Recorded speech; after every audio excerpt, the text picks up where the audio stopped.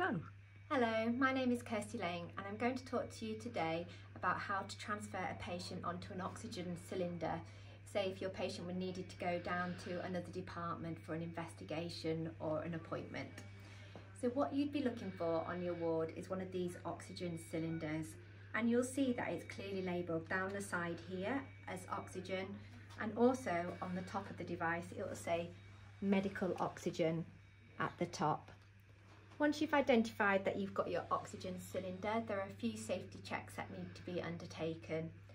You need to check that it's in date, and you can do this by looking round on the side and you will see an expiry date. You also then need to check, have you got enough oxygen within your device for the patient to go down on? And you can see that on this dial here. Where it is green, you will most likely have sufficient oxygen supply. But once it's coming down to the red, you really need to be thinking about how long your patient's going to be on this and whether there's enough supply for the amount of oxygen that they're using. We have a brand new cylinder here, so there are a few other elements that we need to do first before we can use this. You will see that on the side that there is a remove before use tab, and under here will be the dial that you use to open it. So we will open this by putting our finger through the hole and opening it this way and removing this. And this can be disposed of because it does not need to be used. You will then have an open and close dial, and you need to make sure that you open that. And the way you open it is by following the dials. And to open it, it would be to turn it round. We've already opened this one, so it won't turn round any further. But if we wanted to close it, it would be turning it that way, and if we wanted to open it, it would be turning it that way. But following the arrows gives you clear direction. You then come round and you need to open this grey flap, and behind this grey flap you will find the nib where you will attach your oxygen supply to, and on top here you will find the oxygen per litres, and that will determine where the dial is determines how much oxygen flow rate is coming through here, and that will be based on how much the oxygen the patient is using prior to you transferring them onto them.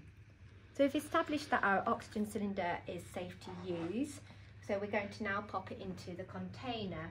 And ideally all patients who need oxygen for transfer should have one of these oxygen carrier cases, and they can be hung over the edge of the bed, either on the bedsides or at the end of the bed. I'm then going to pop this in here,